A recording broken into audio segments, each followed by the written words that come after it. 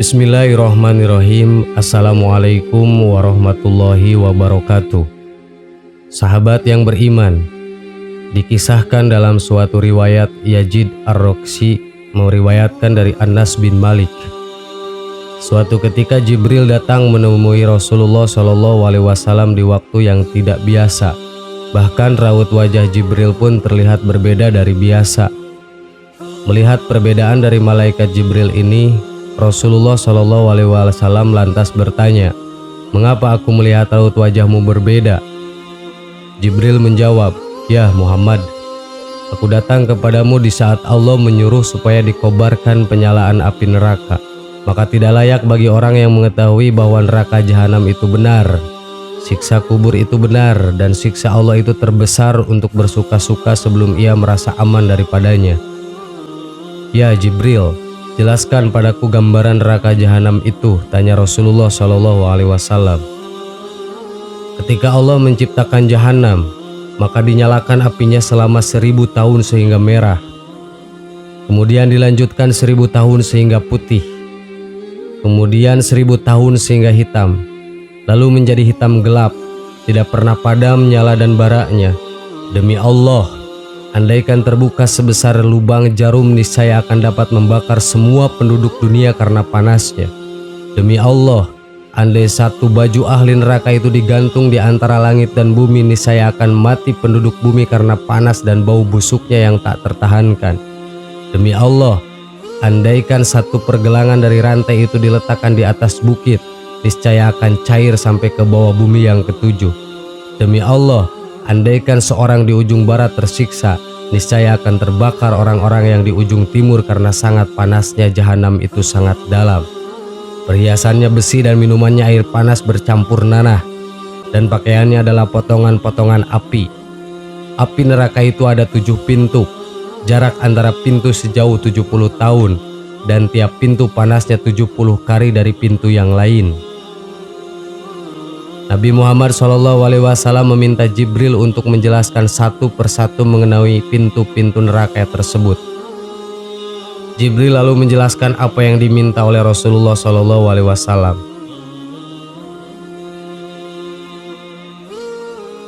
Pintu pertama dinamakan Hawiyah, artinya jurang, yang diperuntukkan bagi kaum munafik dan kafir.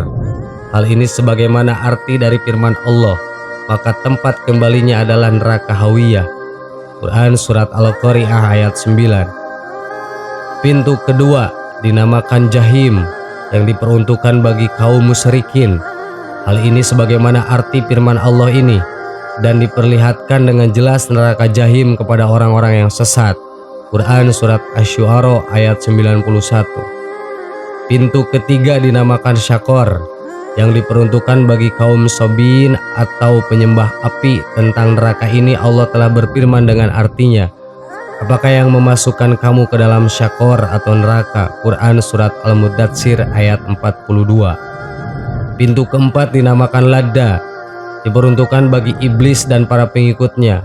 Allah telah berfirman, "Sekali-kali tidak dapat, sesungguhnya neraka itu adalah api yang bergejolak." Quran Surat Al-Ma'arij ayat 15. Pintu kelima dinamakan Khutamah, artinya menghancurkan hingga berkeping-keping, diperuntukkan bagi kaum Yahudi. Allah telah berfirman dalam Al-Quran, "Dan tahukah kamu apakah Khutamah itu? Yaitu api yang disediakan Allah yang dinyalakan." Quran Surat Al-Humajah ayat 5 dan 6. Pintu keenam dinamakan Syair, arti harfiahnya adalah api yang menyala-nyala, diperuntukkan bagi kaum kafir. Allah Ta'ala telah berfirman, "Dan dia akan masuk ke dalam api yang menyala-nyala." Quran Surat Al-Insyiqaq ayat 12. Rasulullah bertanya, "Bagaimana dengan pintu ketujuh? Diperuntukkan untuk siapa pintu itu?" Sejenak malaikat Jibril terdiam. Malaikat Jibril seperti ragu untuk menyampaikan siapa yang akan menghuni pintu ketujuh. Akan tetapi Rasulullah mendesaknya sehingga akhirnya malaikat Jibril pun berkata, "Pintu ketujuh diperuntukkan bagi umatmu yang berdosa besar dan meninggal sebelum mereka bertaubat." Mendengar penjelasan yang mengagetkan itu, Rasulullah pun langsung pingsan. Jibril lalu meletakkan kepala Rasul di pangkuannya sehingga sadar kembali, dan sesudah sadar beliau berkata, "Ya Jibril, sungguh besar kerisauan dan sedihku. Apakah ada seorang dari umatku yang akan masuk ke dalam neraka?" Jibril menjawab, "Ya, yaitu orang yang berdosa besar dari umatmu." Rasulullah lalu menangis mendengar penuturan Jibril.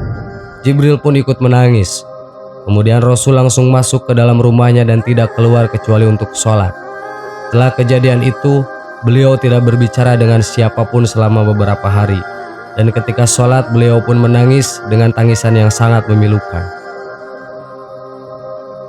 Sahabat yang beriman, demikianlah pintu-pintu neraka yang Allah ciptakan. Semoga kita dijauhkan dan bisa bertaubat kepada Allah sebelum ajal menjemput kita. Amin. Wallahu a'lam. Wassalamualaikum warahmatullahi wabarakatuh.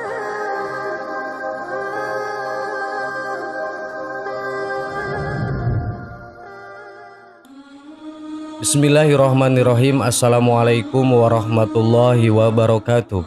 Sahabat yang beriman, lidah umumnya berfungsi sebagai alat pengecap rasa makanan bagi manusia. Selain itu, lidah juga digunakan sebagai alat berkomunikasi. Tak hanya pada manusia, lidah juga dianugerahkan kepada sebagian hewan lainnya. Akan tetapi, tahukah kamu hewan yang tergolong tidak memiliki lidah? Jika diperhatikan, ikan rupanya tidak memiliki lidah. Hal tersebut membuat kita bertanya-tanya, mengapa ikan adalah hewan yang tidak memiliki lidah? Abu Laith Asmarakandi meriwayatkan dari Huzaifah radhiyallahu anhu berkata, "Saya mendengar Rasulullah Shallallahu alaihi wasallam bersabda, tidak akan masuk surga orang yang suka memfitnah." Diriwayatkan juga dari Abu Hurairah radhiyallahu anhu, Rasulullah Shallallahu alaihi wasallam bersabda, "Apakah kamu tahu siapakah sejahat-jahatnya manusia?" Jawab sahabat, "Allah dan Rasulullah yang lebih tahu." Rasulullah Shallallahu alaihi wasallam bersabda, "Sejahat-jahatnya manusia adalah orang yang bermuka dua. Tidak masuk surga orang yang suka membesar-besarkan cerita." Setelah Rasulullah bersabda, kemudian ditanyakan hikmah dari perkataan itu. Baginda Shallallahu alaihi wasallam menjawab, "Sesungguhnya Allah Subhanahu wa Ta'ala telah menciptakan semua makhluk itu memiliki lidah, baik yang bisa berkata-kata maupun yang tidak bisa berkata-kata." Lalu salah seorang sahabat bertanya, "Kenapa ikan tidak mempunyai lidah?" Rasulullah Shallallahu alaihi wasallam bersabda, "Setelah Allah menciptakan Adam alaihissalam, maka diperintahkan seluruh malaikat agar tunduk sujud kepadanya. Semua malaikat patuh kecuali iblis. Iblis enggan sujud, maka Allah melaknatnya serta mengusirnya dari surga dan dikirim ke bumi. Setelah diturunkan ke bumi, iblis terus menuju ke laut dan satu yang dijumpainya adalah ikan. Iblis pun menceritakan keburukan dan kekurangan Nabi Adam alaihissalam kepada ikan. Iblis berkata, sesungguhnya Adam itu sangat suka memburu dan membunuh binatang-binatang yang ada di lautan dan daratan. Setelah ikan mendengar kata-kata iblis, dia pun segera menceritakan kepada binatang laut yang lain tentang Adam alaihissalam. Hal tersebut menjadikan Allah Subhanahu wa Ta'ala tidak menyukai perbuatan ikan. Kemudian dihilangkanlah lidah ikan agar tidak lagi dapat menyampaikan berita yang bukan sebenarnya. Dari kisah tersebut, maka dapat diambil hikmah agar lebih berhati-hati dalam menyampaikan berita yang tidak jelas kebenarannya. Lidah memang tidak bertulang dan mulutmu harimaumu merupakan istilah-istilah yang sering didengar. Maka yang ingin disampaikan dari kedua istilah tadi intinya sama, ialah keutamaan menjaga lisan atau perkataan merupakan yang harus dilakukan semua orang, sebab hanya dengan perkataan perang dapat terjadi. Karena pentingnya untuk terus menjaga setiap kata yang terucap, Islam pun membahas tentang bagaimana setiap perkataan yang terucap haruslah kata-kata yang baik. Bahkan Islam menganjurkan untuk berkata-kata yang baik seperti yang tertulis di dalam Al-Quran. Dan katakanlah kepada hamba-hambaku, hendaklah mereka mengucapkan perkataan yang lebih baik atau benar. Sungguh setan itu selalu menimbulkan perselisihan di antara mereka. Sungguh setan adalah musuh yang nyata bagi manusia. Allah Subhanahu wa Ta'ala berfirman, tiada satu ucapan pun yang diucapkan melainkan ada di dekatnya malaikat pengawas yang selalu hadir. Quran Surat Qaf ayat 18. Barang siapa yang beriman kepada Allah dan hari akhirat, hendaklah ia mengucapkan perkataan yang benar atau lebih baik diam. Hadis riwayat Bukhari dan Muslim. Seorang sahabat pernah bertanya kepada Rasulullah, apa penyebab terbesar orang masuk neraka? Nabi menjawab, karena lidah dan kemaluannya. Hadis riwayat Tirmizi.